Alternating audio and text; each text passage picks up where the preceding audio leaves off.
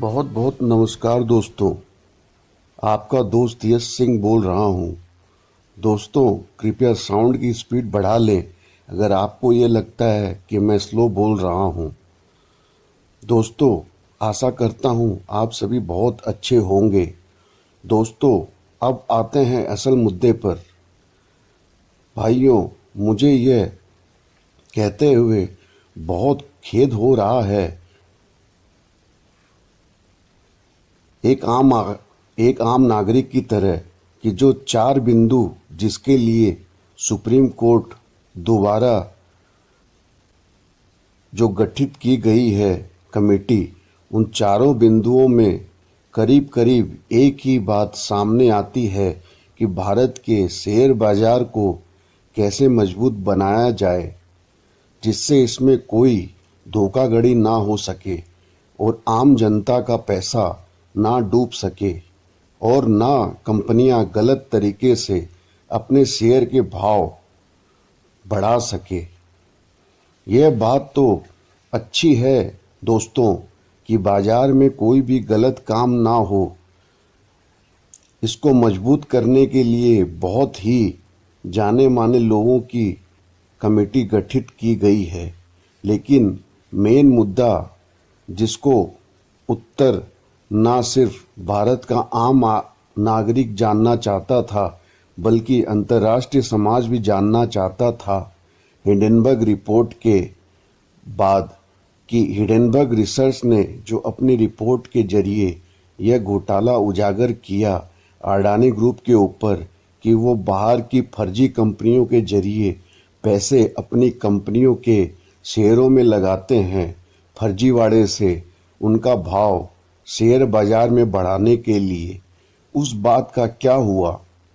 Supreme court ने जो committee गठित की है 4 बिंदुओं के जांच की, उसमें तो कहीं नहीं लिखा हुआ कि यह कमेटी अडानी मसले की जांच करेगी।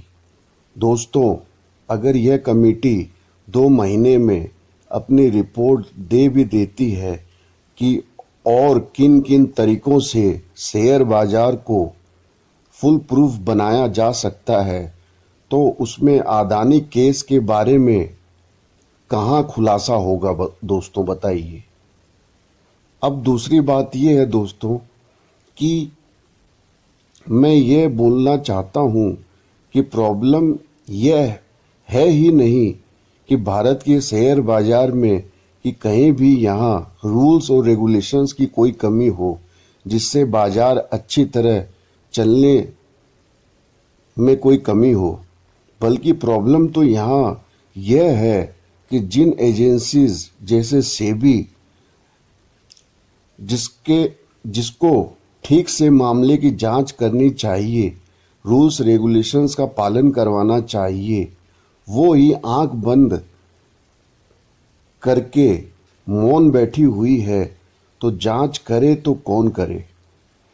आपके ज्ञान के लिए यह बात मैं आपको बता दूं कि पिछले 2021 से सेबी जांच कर रही है अडानी के शेयर्स की कि ये इतनी तेजी से क्यों बढ़ रहे हैं, लेकिन दोस्तों आज तक सेबी ने कोई जांच रिपोर्ट नहीं पेश की जनता के सामने कि उन्होंने क्या जांच किया अडानी शेयर्स पर।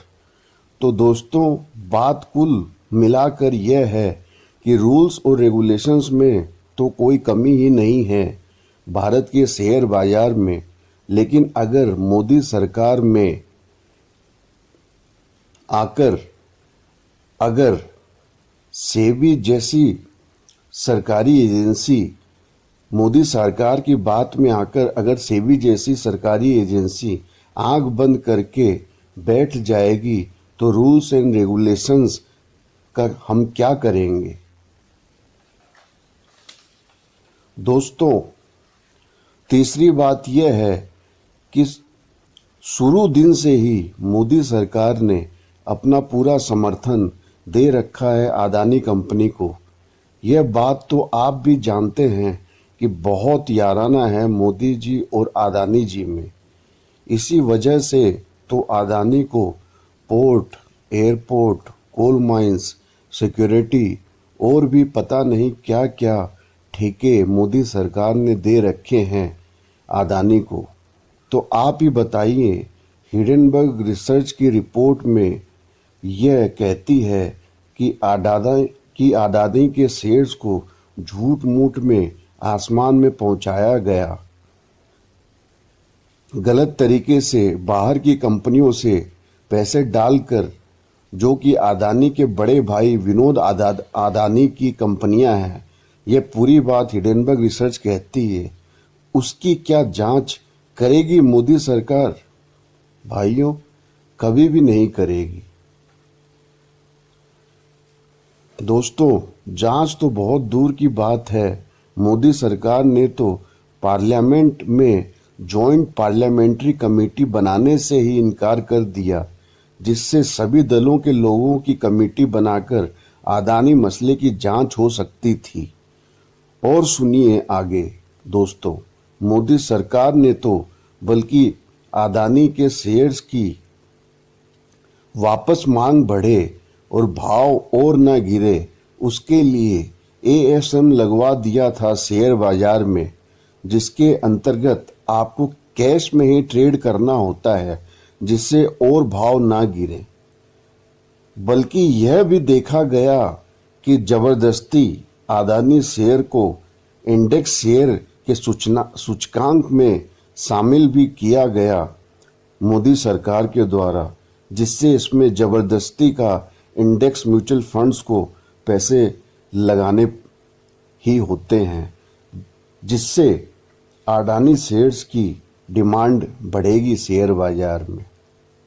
इसके बारे में पूरी तरह मैंने लास्ट वीडियोस में समझा दिया था, जिसका लिंक मैं डिस्क्रिप्शन में दे दूंगा दोस्तों।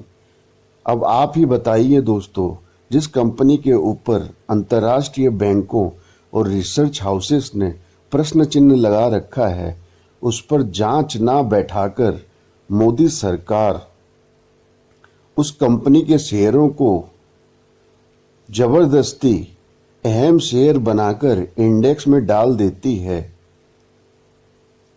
इससे बड़ी शर्मनाक बात क्या हो सकती है दोस्तों। अब आते हैं अपने फाइनल मुद्दे पर। तो दोस्तों, कल मैंने अपने इंग्लिश वीडियो में साफ साफ बोल दिया था कि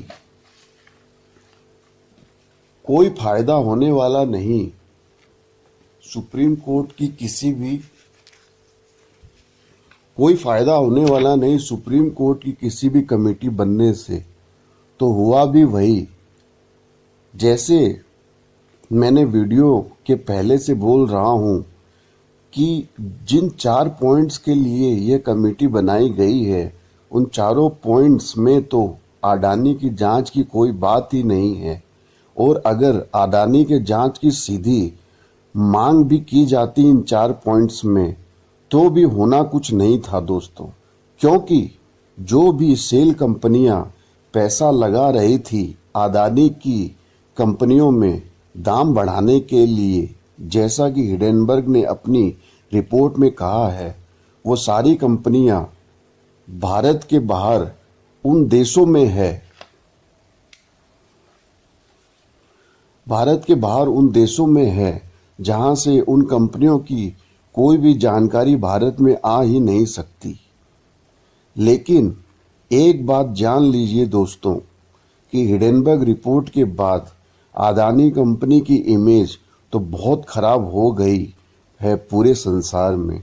और इस वजह से अब मुझे तो लगता नहीं कि आम आदमी और अंतर्राष्ट्रीय जगत विश्वास बना पाएगा अडानी कंपनी पर।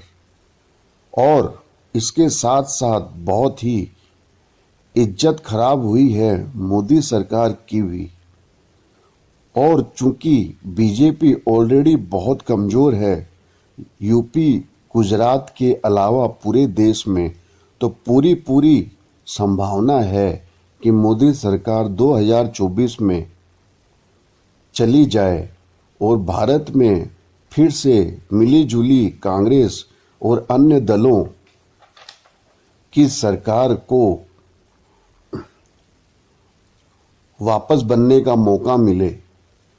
तो दोस्तों, आशा करता हूँ आप यूं ही अपना साथ बनाए रखेंगे।